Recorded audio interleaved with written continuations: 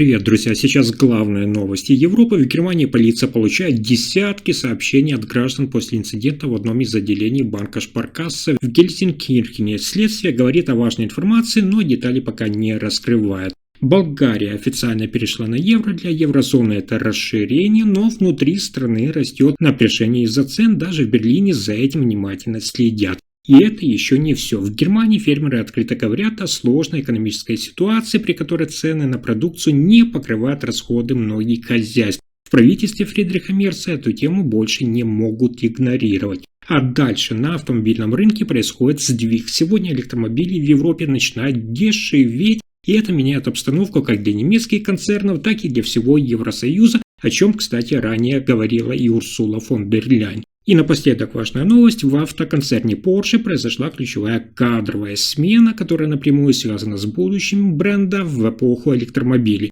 Обо всех этих последних событиях Европы коротко расскажу буквально за несколько минут. Итак, в Германии полиция начала получать массовые сообщения от граждан после ограбления отделения банка в Гельсенкирхене. Речь идет о серьезном инциденте, который произошел, я вам рассказывал, на прошлой неделе. Неизвестные лица проникли в здание одного из филиалов Шпаркассе и получили доступ к денежным средствам. Полиция сразу начала расследование и обратилась к жителям с просьбой сообщать любую информацию. После этого обращения количество поступивших сообщений резко выросло, только от горожан уже поступили десятки конкретных сообщений, от описания подозрительных людей и автомобилей до видеозаписей с камер наблюдения частных лиц. Правоохранители называют такое активное участие населения важной помощью в расследовании. Спецслужбы работают с этими сведениями, проверяют записи, опрашивают свидетелей и сопоставляют поступившие сообщения с данными уличных камер. Полиция подчеркивает, что каждый сигнал может оказаться ключевым для установления личности преступника. Власти также отметили, что материалы от граждан – это не просто жалобы, а конкретные данные, которые уже передаются следственным группам. Такие подсказки помогают сузить круг подозреваемых и могут ускорить раскрытие дела. Следствие пока не называет точных сумм и не сообщает о задержанных, отмечая, что проверка обстоятельств продолжается. Полиция продолжает также собирать улики, проверять возможные связи с другими похожими преступлениями и призывает жителей в случае новой информации обращаться в правоохранительные органы. Следующая новость, одна из самых важных. Болгария официально ввела евро как свою валюту. И это уже началось. Страна стала новым членом еврозоны. Вместо старого лева с 1 января 2026 года граждане и компании начали рассчитываться и сохранять деньги именно в евро. Это важный шаг для болгарской экономики, которая укрепляет связи с Европейским Союзом и упрощает расчеты внутри валютного пространства. Но у многих людей возникло новое опасение. Они боятся роста цен после перехода на евро. Опросы показывают, что значительная часть населения считает, что после введения евро товары и услуги стали дороже, чем были при старом курсе. Особенно это касается продуктов питания, коммунальных услуг, транспорта и жилья. Экономисты объясняют, что номинальный переход на евро не должен автоматически повышать цены, но на практике люди часто сравнивают старые и новые суммы и начинают ощущать все-таки рост стоимости. Например, когда цена округляется вверх при перерасчете из лева в евро, покупатели легко замечают, что за привычный товар теперь нужно платить все-таки больше. Правительство Болгарии утверждает, что инфляция в результате перехода останется умеренной и превышать обычно колебания цены не должна, но опасения граждан остаются все-таки высокими. Многие отмечают, что переход на евро совпал с уже существующим ростом цен, что усиливает эффект дорого в повседневной жизни. Для Германии и еврозоны это событие тоже важно. Канцлер Германии Фридрих Мерц ранее заявлял, что расширение еврозоны укрепляет экономическое и политическое сотрудничество в Европе, но также требует контроля за стабильностью цен. Председатель Еврокомиссии Урсула фон дер Ляйен подчеркнула, что еврозона должна ориентироваться на устойчивый рост и защиту покупательской способности граждан. Следующая новость связана с обсуждением проблем. В Германии растет тревога в сельском хозяйстве. Президент Союза немецких фермеров заявил о серьезной обеспокоенности из-за низких цен на аграрную продукцию, которые стоят на уровне, не перекрывающем реальные затраты фермерского хозяйства. Эта ситуация становится острой проблемой для фермеров по всей стране. По словам президента ассоциации, цены на молоко, мясо, зерно и овощи остаются слишком низкими, несмотря на рост затрат на семена, энергию, удобрения и технику.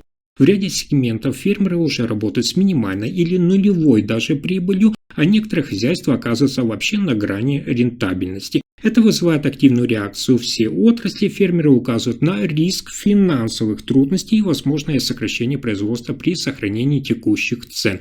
Малое и среднее хозяйство особенно уязвимы, так как они не имеют финансового запаса, чтобы пережить длительный период низких цен. Для федерального правительства эта проблема становится все более заметной. Канцлер Германии Фридрих Мерц ранее уже заявлял, я вам рассказывал, что укрепление сельского сектора и поддержка фермеров остаются ключевыми задачами экономической политики.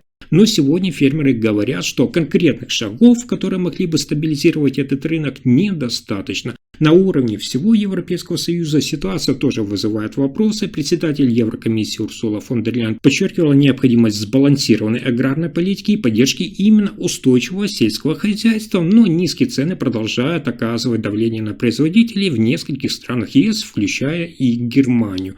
Таким образом, немецкие фермеры оказались в сложной ситуации на сегодня из-за низких цен на продукты, которые не покрывают растущие затраты. Это может привести к сокращению производства и повышению зависимости именно от импорта, если цены не изменятся в ближайшее время.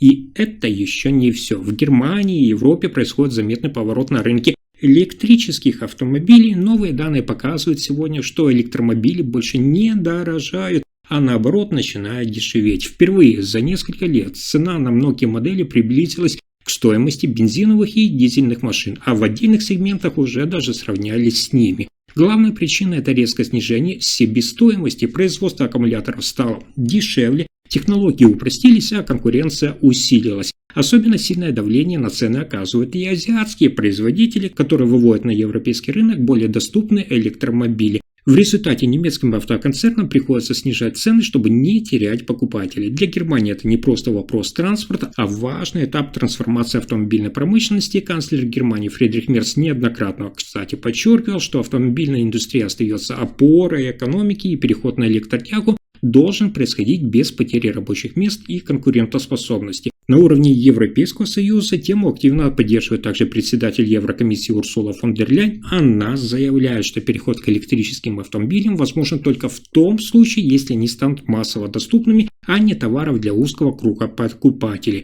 Поэтому электромобиль сегодня проходит этап ценовой коррекции. Для покупателей это возможность приобрести автомобиль по более доступной цене, а для Германии и Евросоюза это период адаптации автомобильной отрасли к новым условиям рынка.